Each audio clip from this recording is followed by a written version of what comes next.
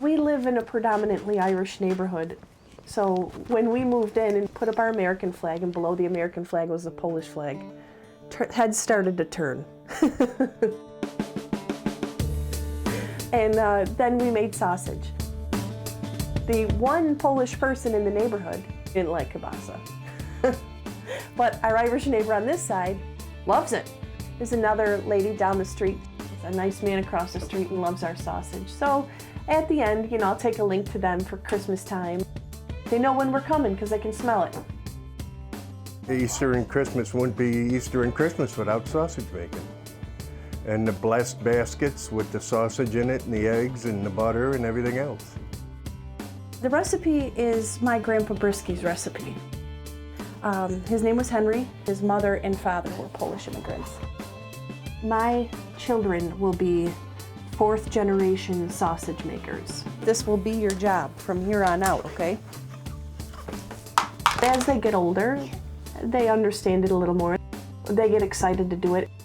And if I don't show them, nobody will. Here comes the meat. We got the meat. This is things they'll remember. This gives them a good foundation, a good heart. So I've taken these casings and I rinse them and soak them. I cut these about 13 inches long. My grandfather's links were around 32 inches because his hung over the broom handle. I'm going to measure my salt and pepper in this and then pour it into this bowl.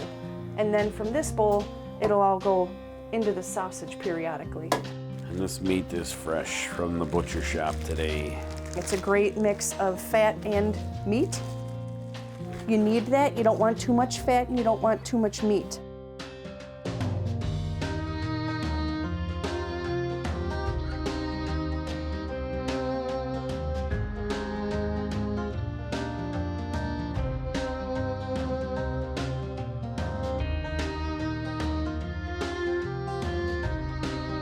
You're gonna mix and mix and mix so you don't have any pockets of pepper or salt or anything like that.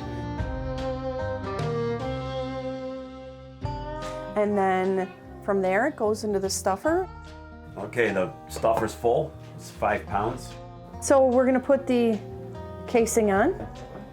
Now I apply slight pressure to the casing on the horn and I pull it as Charlie cranks it.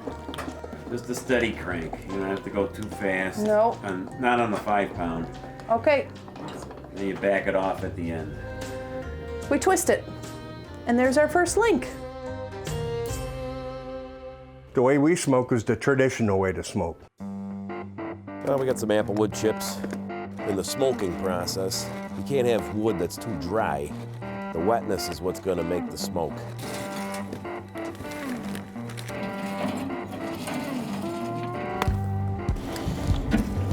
What temperature we want? 250? Keep it about 180, an hour and a half, and then put it at 200, 210. That'll cook it. You want it smoked first and cooked second. He should do the talking, because I don't, There you go, show it. Show it off. There. Let's do it. You want to do the honors? No.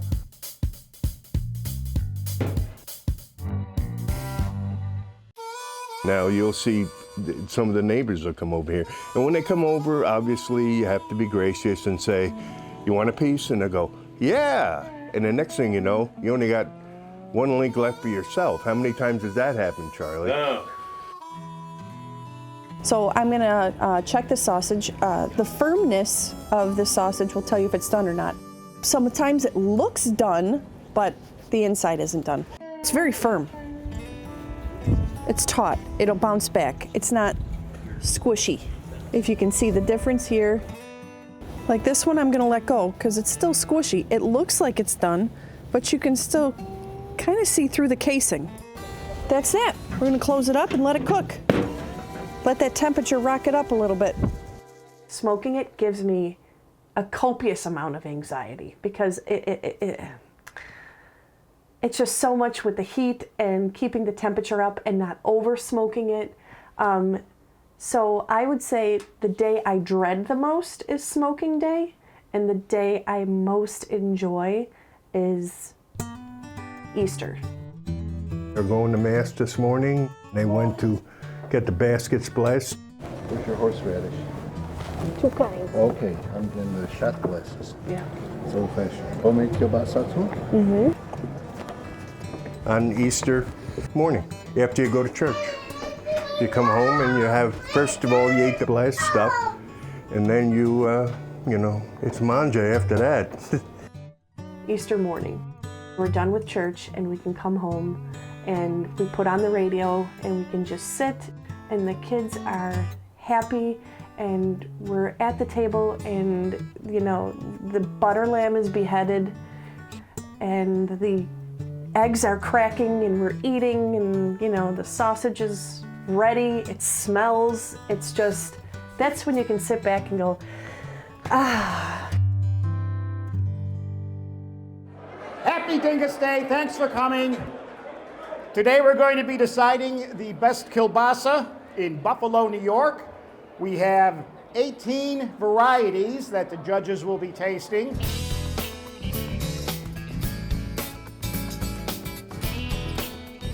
There was not one sausage at these tables that was like mine. I hope we win. This sausage reminds me of sausage in Poland. The gentleman said, your smoked sausage is incredible. I'll take it. I didn't expect to take it home the first year. I know what I got to do next year. And, you know, I'm not going to change my sausage. Ours is different. There's not a lot of people here that cook to smoke. And if they are cooking to smoke, they're using electric smokers. Come on, smile. It's progressed since my father-in-law did it years ago. Now they make smokers. You can pay $500–600 for one of these things that lights itself, smokes itself, and you sit there and look at it, or you can get involved in it. And that's obviously what we choose to do. There's me, and my dad, and my Uncle Marty. This is the firebox down below, and this is where he'd hang the broom handles over to hang the sausage on. And that's all of us. It's up to each generation to do their own thing.